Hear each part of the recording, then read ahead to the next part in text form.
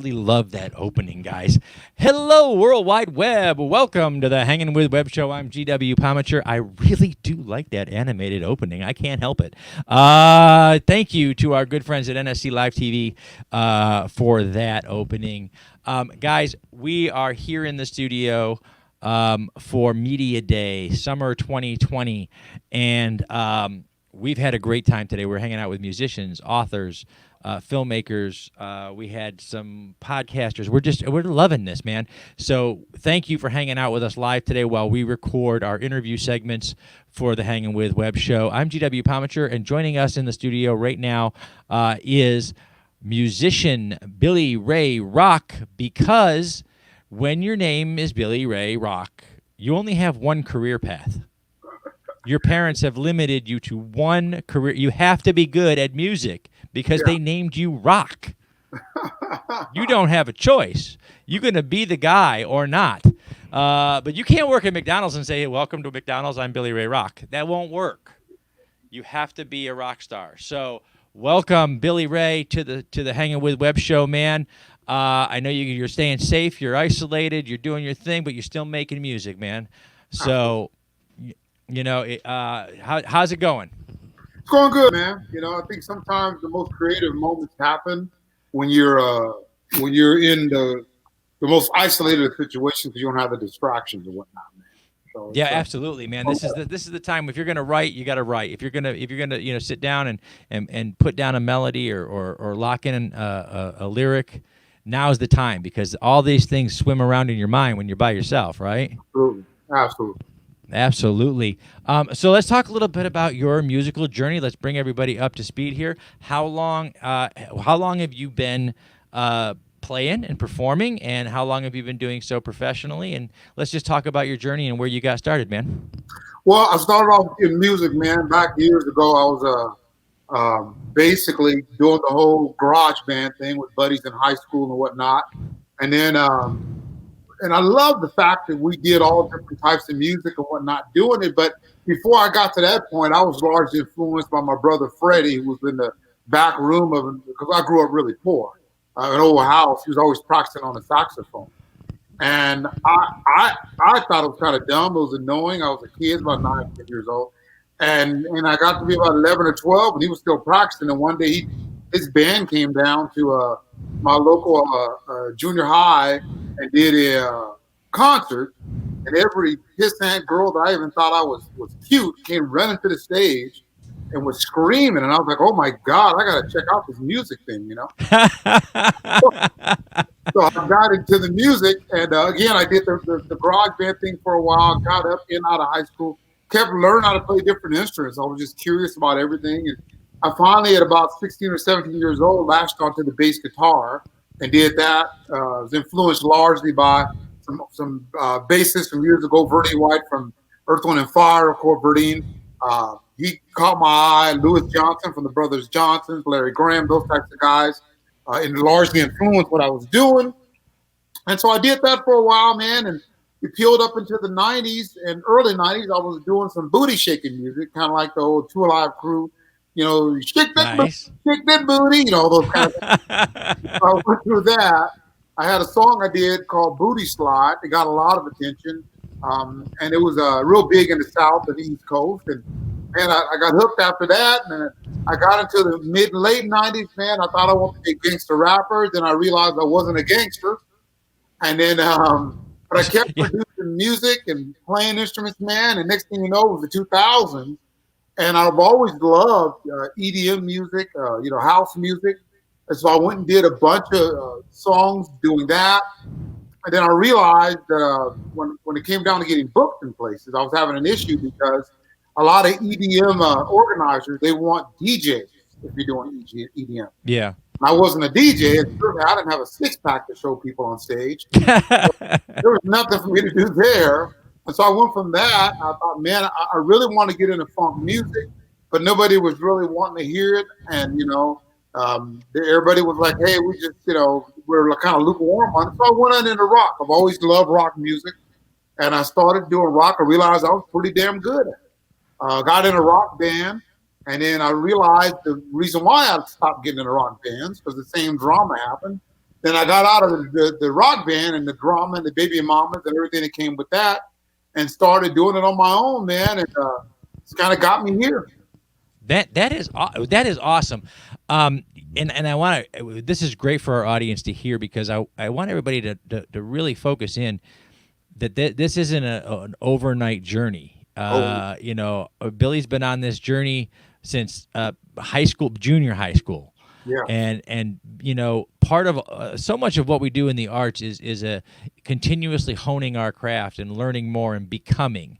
With the author that was on before us, we talked about the fact that, you know, storytellers, musicians, and authors and storytellers in general, we are always seeking those moments in transition between what we are and what we're going to be. And your journey says that so well, because you tried so many things. Your passion for music took you into every genre of music at one time or another. And I love the way you landed.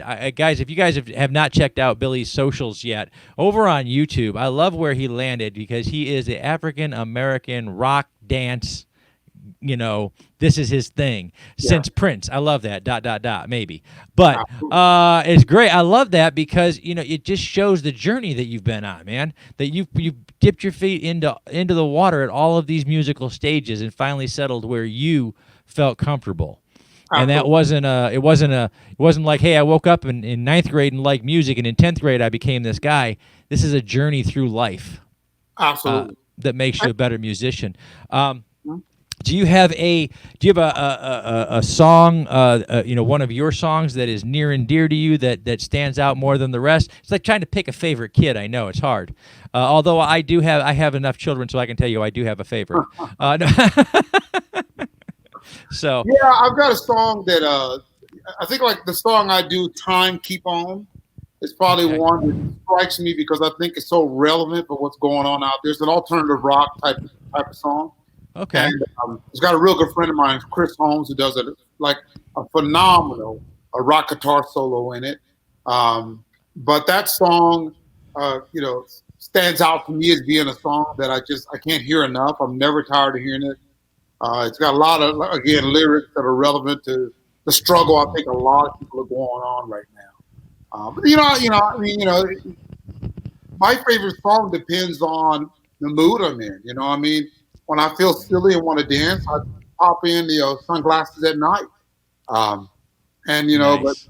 And then when I just want a cool, funky kind of groove, I jump in Get the Funk, which is of course my single right now that we're promoting. Yeah, no, Get the Funk and Sunglasses at Night are actually the two that are currently up at the HWWS Indie Music Radio Station. Just let me know that those are the two that we're currently breaking on our radio network. Are those two songs right now? And actually, I know she's got probably more than that from you, but we try to break two at a time for each musician, and those are the ones that she's got right now. And it is. What I love about that is, again, like you said, the mood that you're in, the place that you're living in. That's going to decide what you're listening to and what you're playing. Sure. It's going to inform so much of what you're doing. Yep. And that's an amazing part of that journey, man. So, are you working on anything special right now? You got anything that's in the works? I mean, this whole thing has got us all kind of penned up. There's got to be something that's just dying to get out, huh? Well, I got a lot of singles, and the one thing that I'm so adept and used to making music, I have to dial it down because the fact of the matter is, we've pretty much completed the Bad News album. And so what we're doing right now is we're trying to put together videos for some of these singles. Awesome. And so we're doing right now, we're putting the finishing touches on Get the Funk, the official full length.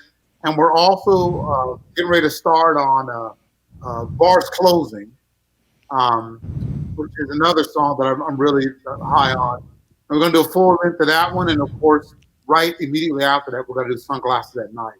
As a full that's fantastic. Official thing, yeah. Fantastic. That is awesome, man. This has been like you said, it's been one of those times when you're kind of kept up to yourself, your creative juices get flowing, and you start working on all kinds of different projects and things that are going on. We pretty much well, it's been about a year now, but the last 8 months has been where we put all the work into the indie music radio station because that's what we can do. We can reach out, we can get music and things like that. So it's been an interesting time. Now, in your musical journey, starting out from those early days of interest up to performing and testing the waters with different things, when you're talking to a young musician, somebody's out there just getting started, what would you tell them? What would your advice to them be? Well, I think that my best advice I give anybody who's just getting started: don't worry about sounding like somebody. A lot of times you get people say, "Oh man, I don't want to sound too much like Garth Brooks, or I don't want to sound too much like Steven Tyler." You got to just sing and trust that you're not going to sound like them, because if it was that easy to sound like Garth or Steven Tyler, some of those kind of guys, then they wouldn't be where they are in this game. So they have a unique sound, and you have your unique sound. So you just got to be stubborn and understand that you may think you sound like them, but you sound like you. There's only one you. And you have to believe that. And as you create songs, you will find your lane. It will happen. And I think one of the ways you can limit yourself from not seeming like you're duplicating them is don't take any one particular artist and only listen to their music when you're just going about your day, because that becomes a part of an influence on how you sound. If you mix up what you hear every day enough, and you trust that you're going to have your own original sound, you will develop a unique sound. And the question is, of course, whether or not it's commercially viable, and you can get in all that once you get music that people want to hear. But at least when you're starting off, just trust that you sound like you. I had a girl in the studio years ago, and she says, I want to do this song, but I don't want to sound like Mariah Carey. I go, trust me, you won't. Okay, there's only one of Mariah Carey. Okay, and so if you're thinking that's going to just happen by accident, then you're really confused. Yeah. Okay? Well, and it's so much of it. I think for every artist, you have to find your voice inside there somewhere. And I think we all learn by emulating those people we look up to the most, or we find. And in music, if you're in a country genre, you may lean toward a Garth or a Randy Travis. If you're in a rock band, you may lean toward a Steven Tyler. But you're always going to be an imitation of them until you find you underneath. Under the sound, there's you. Your voice, your lyrics, your music, and when you let that out, like you say, it's gonna be yours. Yeah. And with any luck and a whole lot of pushing from the universe at large, hopefully, your voice is the one that they're gonna want to hear when you finally find it, because people change their minds like they change their socks. So hopefully, it'll be your turn next. So. Let me ask you, you've had a nice long career. You're doing well right now. What was the most unexpected moment along that journey, along your musical career? Was there a moment when it just was sort of like, wow, this is actually happening? I found my voice. It was probably, to be honest with you, man, I just gotten out of this rock band. And what happened was, I was just trying to figure out what I want to sound like. And when I got out of the band, I realized when I was singing with them, that, again, I sound like me. And I used to hear people make comparisons of my voice to Darius Rucker from Hootie and the Blowfish. I heard a lot of that. I heard a lot of Corey Glover from In Living Color. I heard a lot of different comparisons in voice tones. And I thought to myself, well, I don't want to sound like them. But when I got in this rock band here recently, is when I said to myself, you sound like you're not them. And a light went off in my head. And I said, and as soon as I started to sing the way I felt like I wanted to sound, suddenly when I sang, I hit the right notes. Suddenly I wrote songs that seemed to match my voice and vocal style. Like it all came together. And I call myself a rock dance artist because when I figured all this out, the one jewel that I discovered is that my voice having that sound that it has, I could actually pull off singing on a rock tune or singing on a funk tune. you know. When I figured I could do either one of those, and including I could sing on a standard pop EDM song. When I figured out that I could accomplish that with this unique sound, I thought, man, I might have something special here because it allowed me to cross genres. And that is awesome. And you know what it is? It is finding that. You might have something special that moment. I might have something special here. Because I think as a creative artist, you have to know that you're onto something so that you can fully commit to it, right? And you've gone all in. Guys, we're running up against the edge of our interview segment, but we're going to keep Billy on the line here. We're on the line with Billy Ray Rock. We're going to go ahead and say thank you to our partners and friends. And then after that, with Billy's permission, Billy, we've got we got a sneak peek at I guess it would be the work in progress because you're still working on the official, but I think we've got, what is it? Get the Funk, the video over here. So we're going to play that for our audience, and then we'll come back on the other side of that. In the meantime, let's go ahead and say thank you to our partners and friends at Famous Faces and Funnies, our good friend Josh Bauer at J. Bauer Art for all the art that's on our set, our friends at Space Coast Comics and Space Coast Comic-Con, our good friends at Brevard Film and Talent, Mommy and G Creations, and, of course, all of you for logging on and tuning in to see who we're hanging with next.